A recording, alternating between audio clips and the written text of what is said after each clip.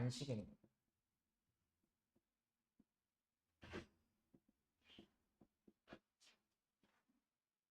다른 말로 하면은 평안. 그래서 우리 청년들이 삶 속에 바쁨만 있는 것이 아니라 마음의 안식이 있고 평안이 있는 청년이 되었으면 좋겠습니다.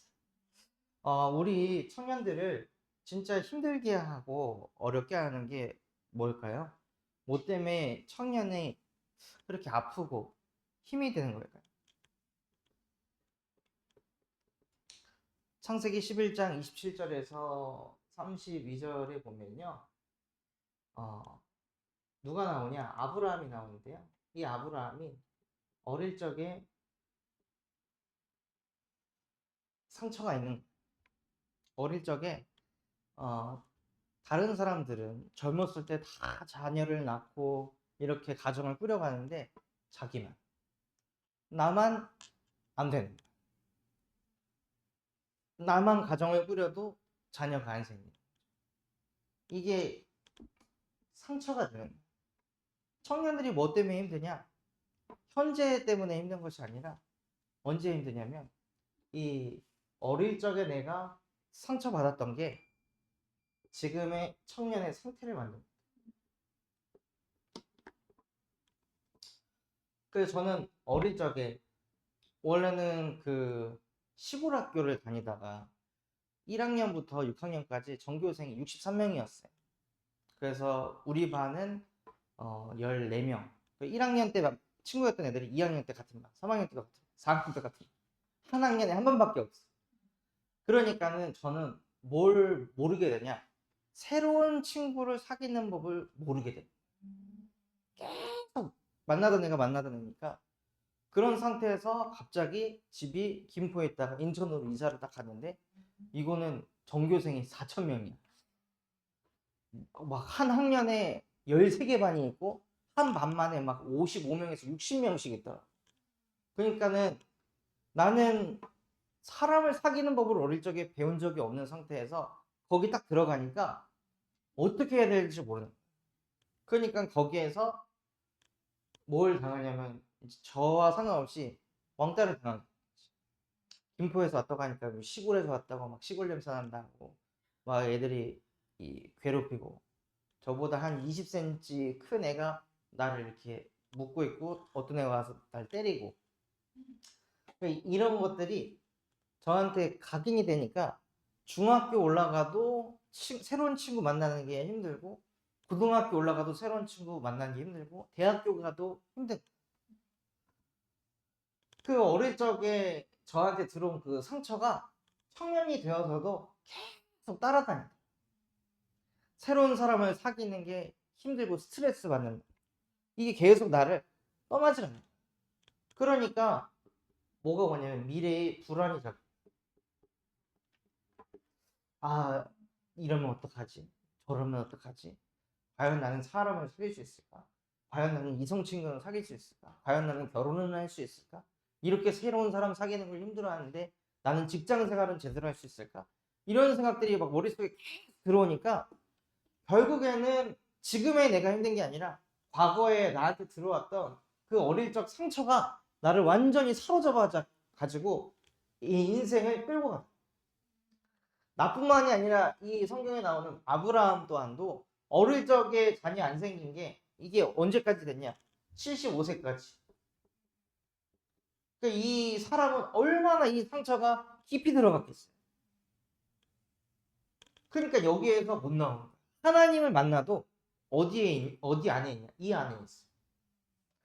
아브라함이라는 사람이 하나님을 믿게 됐어요. 그런데도 뭘 생각하냐? 하나님. 근데 나는 자녀가 없잖아. 근데 나는 이렇잖아. 계속 내 안에 있는 그 상처만 쳐다보는 거야. 하나님을 만났는데도 상처만 계속 쳐다보는 거야. 그러니까 하나님을 만났는데도 상처 속에서 사는 거야. 모든 사람들이, 많은 청년들이 지금의 문제가 아니라 과거에 상처받은 걸로 인해서 내 마음과 생각이 지금 망가졌는데 근데 또 어떻게 되냐? 어릴 적 상처 때문에 이렇게 됐다고 하면은 어떤 틀에 갇히게 되죠? 그럼 내 인생은 이제 끝난 거야. 어렸을 때 그 상처가 안 들어왔어야 내가 이런 상태가 안 되는데, 어렸을 때 제가 왕따를 안 당했어야 새로운 사람을 잘 사귀었을 텐데 그걸 겪어가지고 지금 못하고 있잖아요. 그럼 이제 무슨 답을 얻을 수 있냐. 어렸을 때 상처받은 것 때문에 지금 내가 이런 거야 라고, 이게 진리라고 내가 믿어버리면 나는 그럼 어떻게 되냐. 그럼 나는 그냥 그렇게 살아야 돼. 대부분이 그냥 그렇게 살라고 이야기해요. 그게 네 운명이라, 네 사주라고, 네 팔자라고. 그냥 그렇게 살라고. 어쩔 수 없다고, 이번 생에. 사람들은 이렇게 합리화하면서 그냥 이 속에서 살아가는데, 하나님은 뭐라고 말씀하시냐면 창세기 12장 1절에서 3절에 너는 본토 친척 아비의 집을 떠나라고 했어. 네가 믿고 있던 거 그거 거기에서 떠나라. 네가 맞다고 옳다고 생각했던 그 모든 생각들에게서 떠나라. 너는 상처 속에서 살 존재 아니고 내가 너를 복의 근원으로 사용할 것이다 하고, 하나님이 이 75세 되는 동안 상처 투성이로 살고 있던 아브라함에게 말씀을 주셔가지고 이 속에서 빠져나오라고 하셨어요. 우리 청년들이 언제부터 응답을 받냐? 이 안에서 허우적거리면서 맨날 염려 걱정하고 사는 인생이 아니라, 하나님이 나에게 주신 말씀을 내 것으로 딱 붙잡을 때, 내 상태와 상관없이 과거에 나는 이랬는데요, 지금 내 상태도 이런데요, 앞으로 내 미래도 불투명한데요, 나는 하나님이 나에게 주신 약속의 말씀을 믿는 하나님의 자녀로 살아가겠습니다 하고 믿음과 신앙을 고백할 때 우리 안에 있는 이 상처가 조금씩 조금씩 무릎 꿇기 시작한다는 거예요. 과거에 저였으면은, 유진이는 원래 알던 청년이고 또 승아도 이런 관계가 있었고 고은이가 새로 왔잖아요. 그럼 나는 말도 못 건넸대. 과거에 교회 생활할 때도 뭐 이렇게 책을 보고 있을 때 어떤 이쁜 누나가 와가지고 다음아 너 무슨 책 읽어?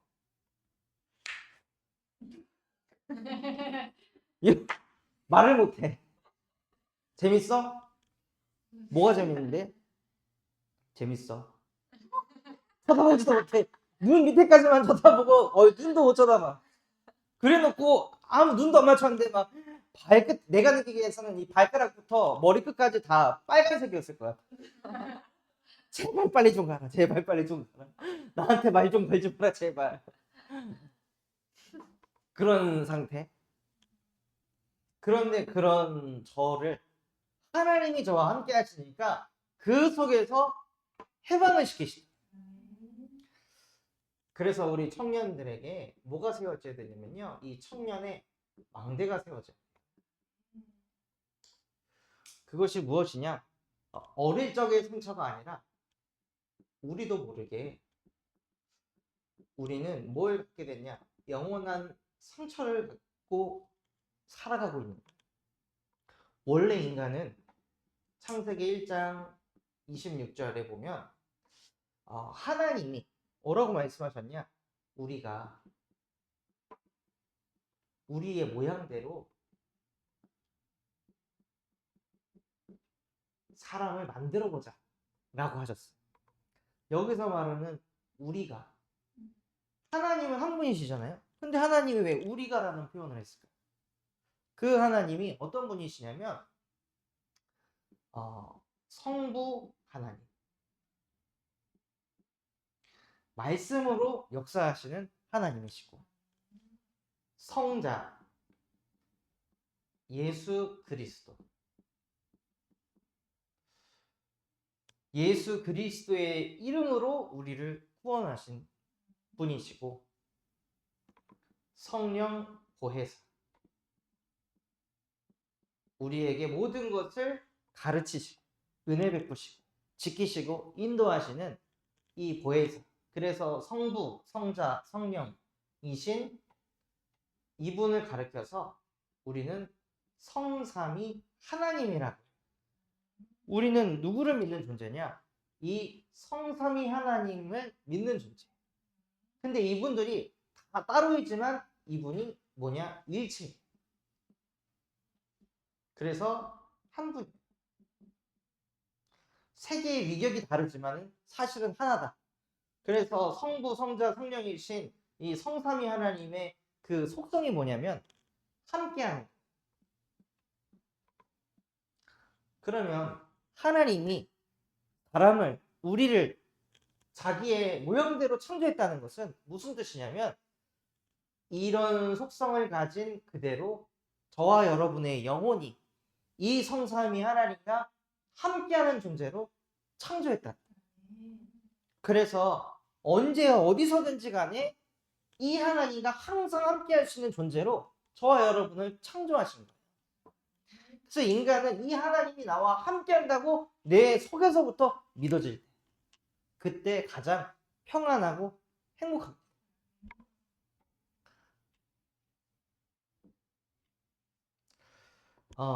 함께할 때는 아무 문제가 없는데 그 함께해야 될 인간이요, 어떤 상태에 놓였냐? 창세기 3장 4절에서 13절과 같이 하나님의 말씀에 불순종해서 이거를 믿기보다 너는 복의 근원이 될 거야 라는 이런 하나님의 말씀을 믿기보다 나는 그래도 어릴 적에 내가 이렇게 자랐잖아, 이런 상처가 있는 내가 온전한 성인이 될 수 있겠어? 온전한 생각을 할 수 있겠어? 과거에 내가 이런 아픔이 있는데 그러니까 내가 이렇게 됐지, 이런 생각에 막 잡힌단 말이야. 근데 왜 그러냐? 그런 마음과 생각이 올 때 그거를 막아주는 존재가 없는 거야. 우리가 자주 쓰는 이 카카오톡 있잖아요. 카카오톡을 우리가 하려면은 눈에 보이지 않는 뭐가 있냐면 뒤에 서버라는 게 있어요. 서버라는 곳에 여러분의 데이터가 저장돼 있어요. 근데 이 서버 안에 데이터를 저장하는데 누군가가 들어와가지고 이 데이터를 가지고 갈까봐 카카오톡은 이 서버 앞쪽에다가 수백억을 투자해가지고 보안 장비를 설치해놨어요. 이 서버는 생명도 아니잖아요. 그냥 컴퓨터예요. 컴퓨터에 누가 마음대로 들어갔다 나왔다 하지 못하게 수백억을 만들어가지고 이걸 보호한다니까요. 근데 인간은 누가 말하면 그냥 그대로 그걸 다 받아들이고, 누가 막 저런 말하면 그걸 내 마음의 생각에 그냥 다 갖다 꽂아버려. 내 앞에 보안 장치가 없어, 필터가 없어, 그냥 그대로 내가 다 맞아버리니까 이 청년들이 무너질 수밖에 없는 거야.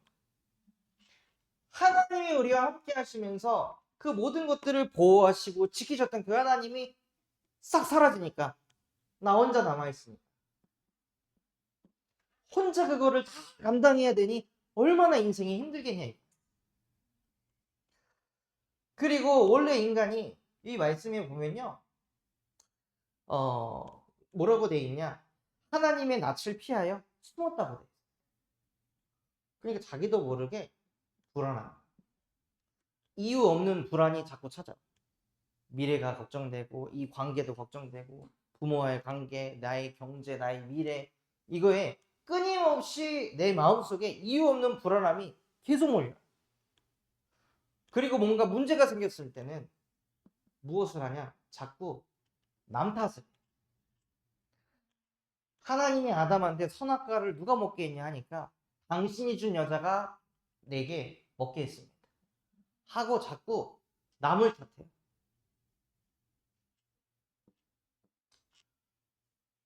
너무 힘들어가지고 무너졌던 한 누나가 있었어. 이 누나가 결혼 직전에 파혼을 하고, 파혼을 한 다음에 다시 또 이제 교제를 해가지고 이제 결혼을 이제 준비해 가는데 또 파혼하고 싶은 거야. 또 파혼의 그 흐름이 또 오는 거지. 또 청첩장 만들어서 다 돌려놓고 집도 다 구해놓은 상태에서, 그 전에도 그랬거든.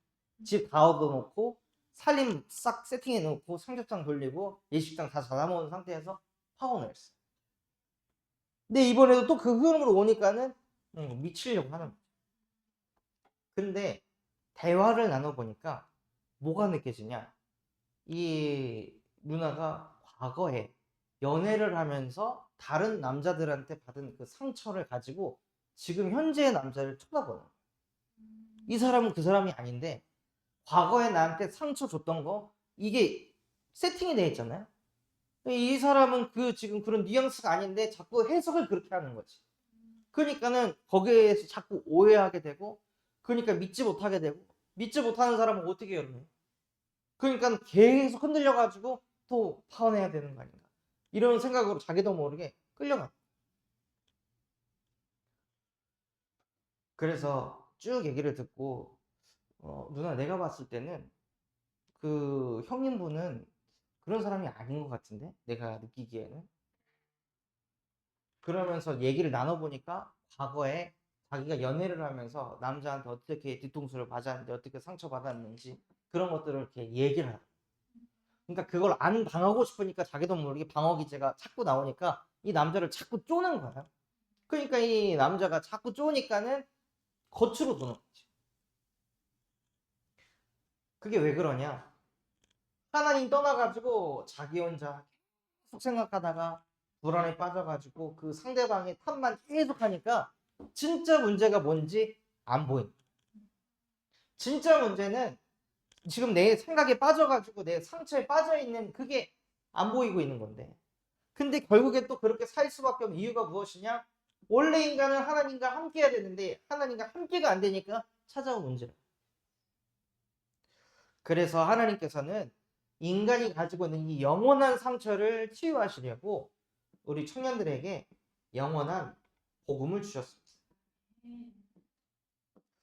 무엇이냐? 늘 나를 보면서 진짜 나는 왜 이럴까? 내 인생은 왜 그럴까? 하고 나 자신을 보면서도 만족이 안 되고 정죄하는 나에게 로마서 5장 8절, 그리스도 예수 안에 있는 생명의 성령의 법이 죄와 사망의 법에서 나를 해방하신 그 이유가 무엇이냐? 나를 사랑하셨어요. 나 같은 인간을 위해 대신 십자가에 못 박혀 죽으신 것은 나를 사랑하시고 내가 소중하기 때문에 십자가에 못 박혀 죽으셨다는 거예요. 그래서 우리 청년의 때에 뭘 깨달아야 되냐면요, 내가 얼마나 소중한 존재인지 깨달아야 돼. 내가 소중하다고 느끼는 만큼 내 선택도, 내 행동도, 내 말도 소중해져. 함부로 살자.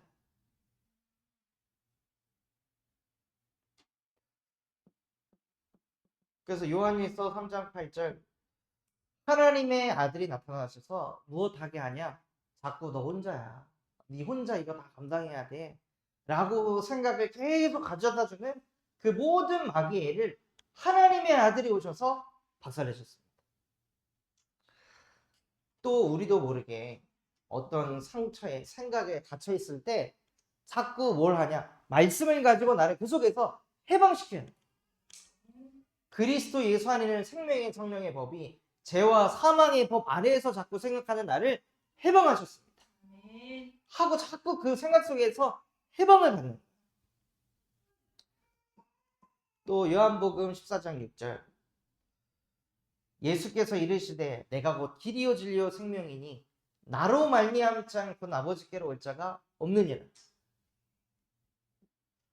착하게 산다고 술 담배 안 한다고 하나님과 함께 하는 게 아니라요, 그게 중요한 게 아니라 예수를 통해서만 하나님과 함께 할 수 있다는 거예요. 그래서 날마다 이 말씀 구절을 가지고 하나님과 함께하는 인생 되시길 바랍니다. 이 일을 행하신 예수가 우리의 그리스도이시며 살아계신 하나님의 아들이십니다.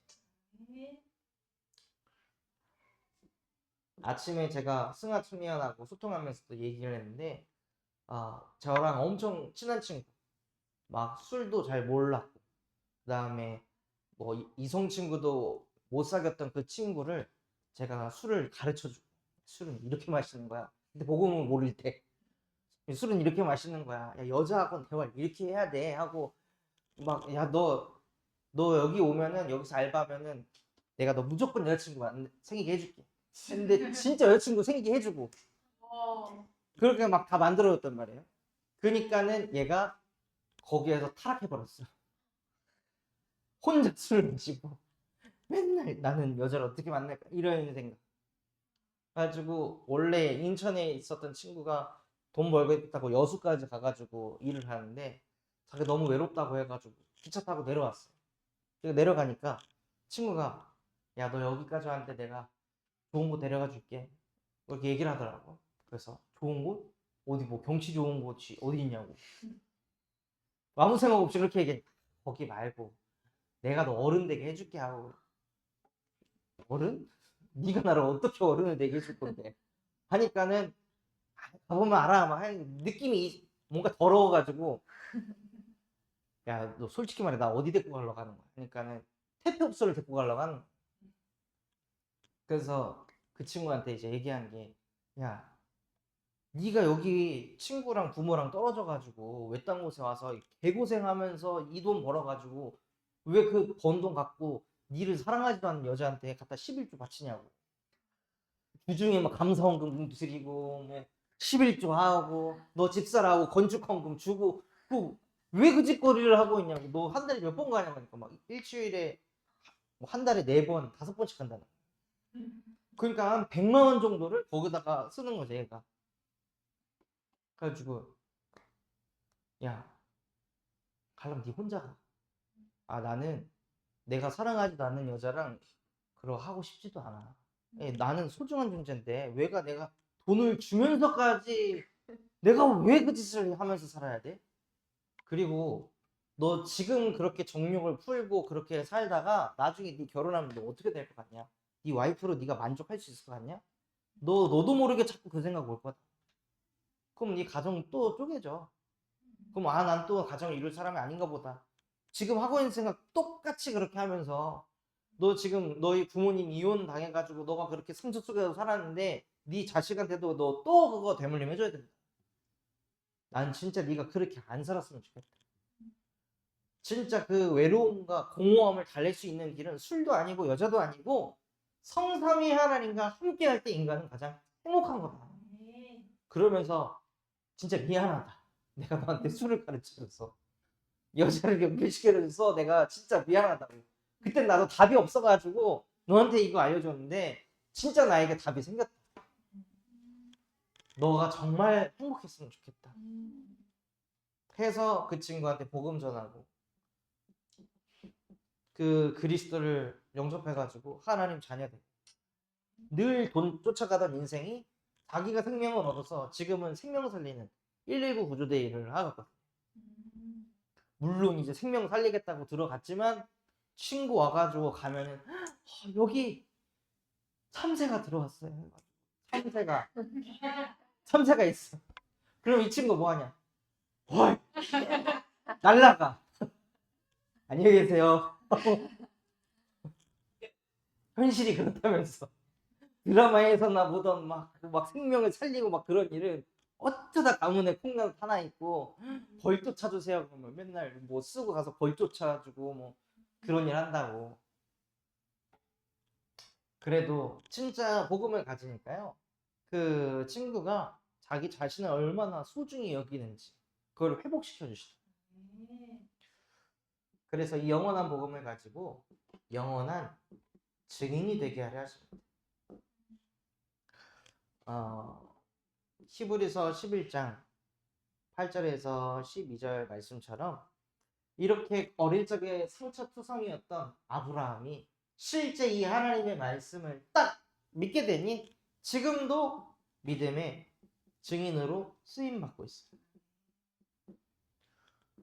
그래서 진짜 이 청년의 망대를 세워서 믿음의 증인이 되시길 바랍니다. 그리고 이 청년에 뭐가 있어야 되냐면요.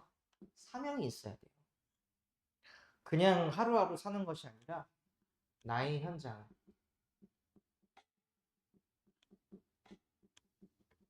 가슴에 품은 청년이 되시길 바랍니다.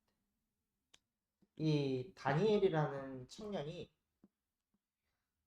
조서의 왕의 도장이 찍힌 것을 알고도, 그러니까 이때 시대 자체가 어떤 시대였냐면 사람들이 막 승진하고 싶고 성공하고 싶어가지고 눈에 불을 켜고 나랑 라이벌인 사람들을 짓밟고 자기가 올라가려고 하는 그런 이 현장에 다니엘이라는 청년이 직장 생활을 하고 있었던 거예요. 지금으로 말하면 이제 공무원 생활을 하고 있었던 거예요. 그런데 그 현장에서 이 다니엘이라는 사람이 똑같이 사람들을 판단하고 정죄하고 어떻게 하면 이 사람 밟고 올라갈까 이 생각을 한 게 아니라 뜻을 정하고 하나님께 기도한 거죠. 하나님, 정말 사람들이 성공에 미쳤습니다. 사람들이 돈에 미쳤습니다. 그래서 주변 사람들이 상처를 받던 이런 일을 겪던 상관없이 오직 자기 성공, 오직 자기 돈밖에 모르는 이 현장에서 빛을 비출 수 있도록 나에게 힘을 주시옵소서 하고 이 다니엘이라는 청년이 현장을 가슴에 품은 거예요. 악착같이 살아가지고 승진하면 뭐가 될까요? 제가 아는 지인 중에 한 명이 원래 삼성전자 안에서 이 이사급으로 아니 부장급으로 올라가려면 서울대인가 연대를 나와야 돼. 근데 이 사람은 지방대 출신. 그래서 근데 이 상태에서 이분이 죽어라고 삼성에다가 충성을 한 거지. 365일을 출근한 거야. 그래서 삼성전자 무선사업부 부장 자리에 앉아가지고 연봉을 20억씩 받아. 70억짜리 펜트하우스 살. 근데 집에 가면은 자녀가 벌레 보듯이 쳐다보는 거야. 그냥 아빠는 돈 버는 기계. 이렇게 쳐다보. 설날 같은 데도 잠깐 3시간 쪽장 자고 다시 일어나. 무엇을 위해? 이사가 되기 위해서. 이사 되면 도대체 뭘 하려고? 와이프도 자기 남편을 남편 취급 안 해요. 그냥 돈 버는 기계일 뿐이야. 그렇게 현장에 많은 사람들이 돈 성공 하면서 쫓아가는데 정말 그 현장을 가슴에 담고 아무리 성공자 자리에 올라도 아무리 돈이 많아도 찾아오는 영적인 문제를 막지 못하고 무너지는 그 현장을 다니엘이 보고 가슴에 품은 거예요. 정말 돈과 성공이 진리라면 왜 넥슨의 회장 김정주 회장이 자살했을까요? 그렇게 돈 몇 조씩 가지고 있는 사람. 또 청년이 무슨 사명을 가지고 있어야 되냐면요. 나의 교회를 가슴에 담고 사무엘이라는 이 청년이 교회에 이런 저런 문제들이 터져 나올 때 그 교회 담임 목사님은 교회 와가지고 열심히 기도하는 여자한테 저거 술 처먹고 여기 와가지고 왜 술주정하고 있어? 이러고 있지 않아. 그 교회 부교역자들은 다니는 성도 여자 건드려가지고 막 자꾸 성문제 일으키고 헌금에 넣으면은 뒤에 헌금 다 뽑아가지고 지들이 쓰고 이런 교회를 이 사무엘이라는 청년이 다니고 있었거든요. 그런데 그때 문제를 쳐다본 것이 아니라 하나님 진짜 이 상황 속에서 내게 말씀이 들리게 해주세요. 그래서 이 무너져가는 교회를 살릴 수 있도록 나에게 믿음을 주시옵소서 하고 청년이요 교회를 가슴에 품은 교회가 무너지면 모든 게 다 무너집니다. 그리고 청년의 사명이 나의 후대를 가슴에 품는 것. 그래서 하나님께서도 예수님께서도 뭐라고 말씀하셨냐면 너희가 나를 위해 울지 말고 네 자녀를 위해 울어라 라고 말씀하셨어요. 청년들은 자녀가 없잖아요. 그런데 교회 학교 같은 것들이 왜 있을까요? 유초등부 아이들 뭐 저런 필리비 뭐 하늘이 바다 이런 아이들이 왜 있을까요? 그런 아이들을 왜 청년들이 굳이 막 시간 내가지고 헌신하고 왜 그런 걸까요? 저도 결혼하고 나서 내 자녀 아닌 애들을 왜 우리 집에 데려와가지고 며칠 동안 먹이고 입히고 재우고 왜 그 짓을 했을까요? 그걸 해야 여러분이 진짜 후대를 가슴에 품을 수 있습니다. 후대는 액세서리가 아니에요. 근데 대부분의 지금 부모들이 후대를 액세서리로 이쁜 거 입히고 뭐 해가지고 이 후대를 내 액세서리쯤으로 여기는 사람들이 너무 많아. 왜 후대가 명문대 가야 돼요? 내 액세서리니까. 왜 후대가 좋은 직장 취업해야 돼? 내 액세서리잖아. 그래서 그걸 사람들한테 자랑질 해야 돼. 그거 말고 내가 어릴 적 상처에 잡혀가지고 막 청년 때도 이렇게 흔들리고 미래에 불안하고 이런 시달림을 겪었던 내 인생을 내 후대는 똑같이 겪지 않게 해주기 위해서 청년의 때 후대를 가슴에 품어야 됩니다. 하나님, 문제를 만나서 사람이 무너지는 것이 아니라 어떤 문제를 만나도 무너지지 않을 수 있는 영적인 힘을 가진 후대를 세울 수 있도록 나에게도 은혜를 주시옵소서 하고 청년의 때 내가 먼저 그거를 가지고 있어야 내 자녀들에게 그걸 가르쳐 줄 거 아니에요. 안 그러면은 후대가 문제 조금 만나면은 막 부모로서 막 시달리고 스트레스 받고 마음 막 철렁 가라앉고. 그래서 후대를 가슴에 담는 청년이 되길 바랍니다.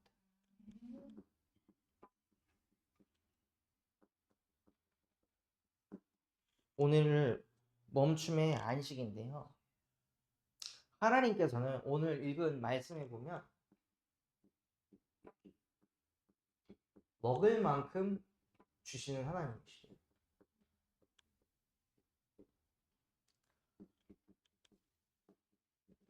그러니까 하나님께서는 우리에게 딱 맞게끔만 주신다는.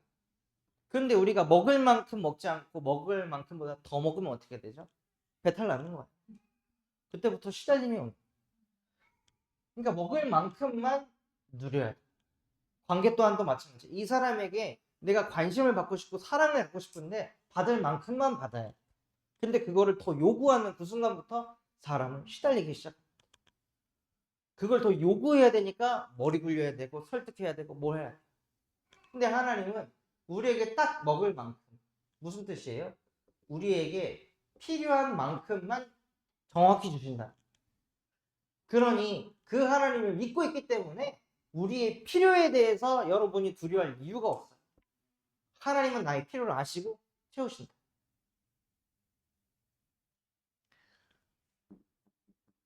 그리고 오늘 읽은 말씀에 보면 첫째 날부터 여섯째 날까지 먹을 거를 만나를 이렇게 주시는데 마지막 여섯째 날은 갑절의 식물을 주셨다고 했어요. 출애굽기 16장 22절. 왜 이렇게 하셨냐? 그것은 일곱째 날. 지금 현대 시대로 말하면 주일, 일요일을 말해요. 일곱째 날. 이 일곱째 날에 무엇을 누리게 하려고 하시냐? 안식을 누리게 하려고. 이거를 한번 생각을 해보세요. 갑절에 식물을 줘서 일곱째 날에는 먹을 거 생각하지 마라. 라고 하나님이 두 배로 주신 거예요. 그렇다는 뜻은 무엇이냐? 사람이 자꾸 경제를 생각하면 안식이 없다. 자꾸 돈 벌 생각, 자꾸 일할 생각을 계속하면 안식이 없다는. 진짜 안식은 언제 오냐? 하나님의 말씀만 듣고 그 말씀 가지고 하나님을 찬양하고 그 하나님께 예배할 때 인간에게 진짜 쉼이 온다는 거지. 진짜 안식이 그때 찾아오는.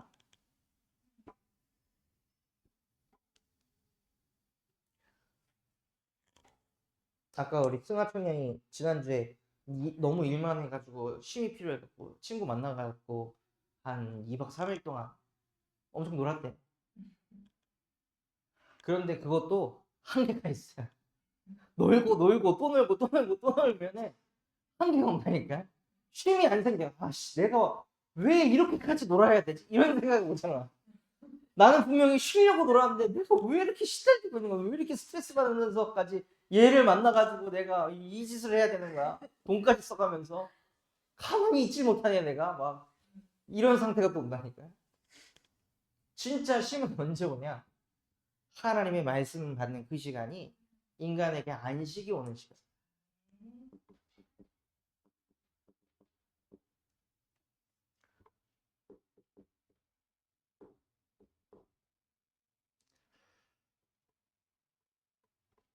그래서 지금 주영 청년도 안식을 누리기 위해서 뭐 등산 간 것 같지만 보기엔 안식이 없어 보여 지금.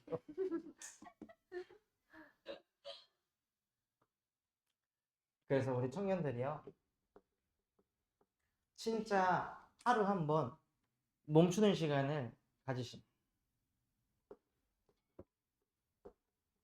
하루 한 번 하나님이 내 가슴에 담게 하신 그 말씀을 다시 한번 읽어보고 왜 이게 나의 마음에 부딪혔을까?